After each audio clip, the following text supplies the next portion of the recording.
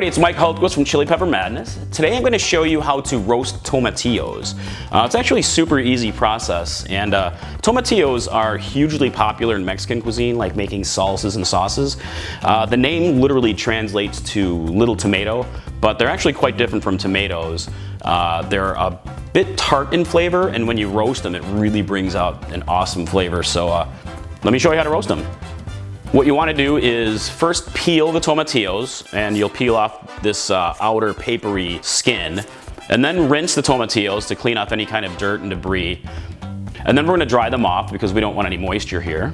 Next, we slice them open, and I'm going to set them onto a baking sheet, and we're going to go ahead and roast these in the oven for 15 minutes until they get nice and charred up.